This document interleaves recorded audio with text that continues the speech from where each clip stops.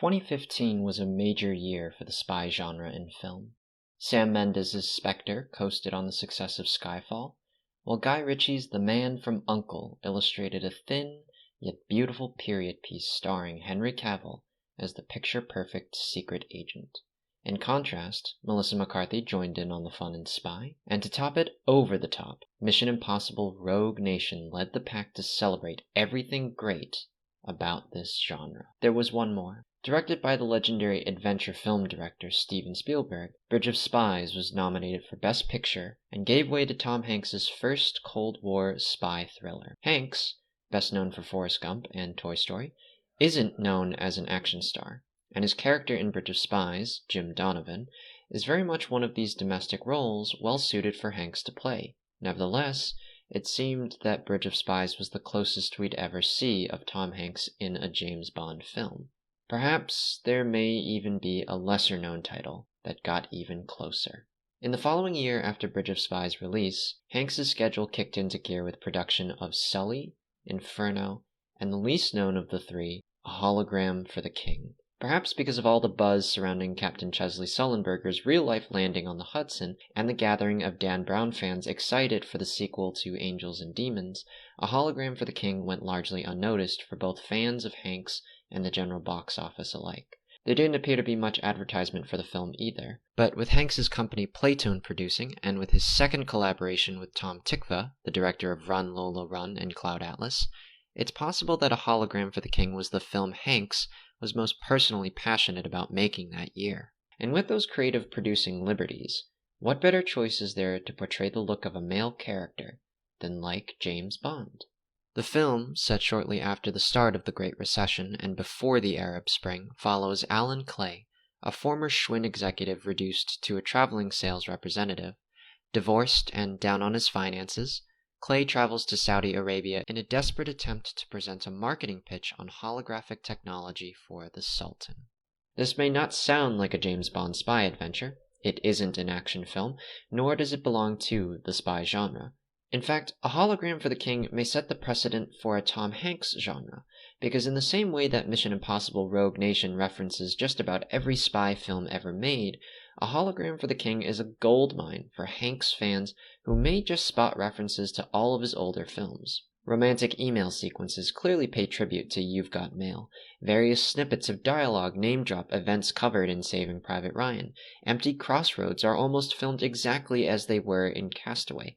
The list can go on. Though if this is more of a Tom Hanks film and a film for Tom Hanks, a man who is far more capable of playing America's dad than a globe-trotting secret agent, how is this movie like a Bond film? For all the aforementioned details on how A Hologram for the King celebrates almost every previous Tom Hanks film, any fan of the Bond franchise can easily spot the details that will remind them of their beloved secret agent as well. It's important to keep in mind that Bond films have evolved from their gritty and realistic source material into a more cinematic spectacle with formulaic yet exotic elements of fantasy and visual elegance. This is not what Bridge of Spies had to offer. Though unlike that film, the cinematographers for A Hologram for the King deserve a raise, as do the scouts who picked the filming locations. On camera, the open dunes of Saudi Arabia are captured so beautifully that it would entice anyone to vacation there. Along with modern architecture and sets presented in the film, all of these visual elements are exactly what made Spectre so stylish the year before. What specifically made Spectre the most cinematic of Daniel Craig's Bond was also 007's wardrobe. The suit and tie returned in full glory to invite audiences into Bond's world of fashion. Coincidentally, in A Hologram for the King, Hanks's Alan Clay spends almost the entire duration of the film in a suit and tie, the most prominent color being nearly identical to the one Daniel Craig wore in Spectre. Visually, the similarities should now be a bit clearer. A Hologram for the King brings us to the exotic deserts of Saudi Arabia, and on our adventure, we are invited to join a well-dressed man from the West who has been tasked with an important mission. The hologram is like a MacGuffin, The science behind its technology is not the point of the story, but rather the center of more important themes, challenges, and character motivations that revolve around its existence. Throughout the film, Clay's failure as a Schwinn executive opens the door to reveal his greatest rival being Chinese industries, who can produce the same products as him but faster and for less pay. Clay isn't facing off against the communists in a game of the Cold War, but rather a commercial war. His goal isn't as critical as preventing nuclear conflict either. However, the stakes remain high as he faces off against the corporate conglomerates of a communist superpower. If his sales pitch fails, he won't be able to finance his daughter's college tuition. Much like 007's traditional views, Clay is a fellow 20th century Westerner, and whether he also believes that sometimes the old ways are the best, he certainly continues to practice some of the old ways because it's all he knows how to do. It's why Clay believes that a college degree is essential for achieving success, and whether his beliefs are justified, he is nevertheless a man of an older generation, and a father looking out for his daughter's future. His daughter is his world after all, and he'll do what he can to try and save that world in the best way he knows how. It's an uphill journey for a jet-lagged man navigating a foreign country on his own. All that makes Alan Clay human is the same reason so many movie watchers are engaged by the character of James Bond. Both their imperfections are clear as are their intentions.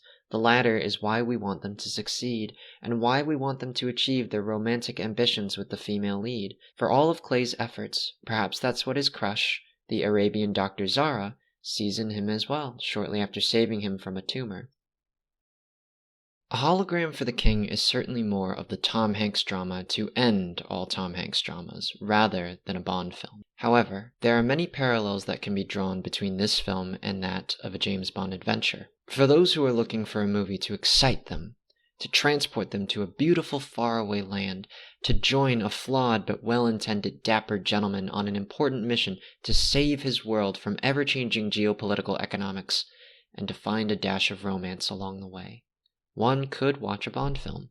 Those who are looking for all of that starring Tom Hanks are bound to find enjoyment in A Hologram for the King.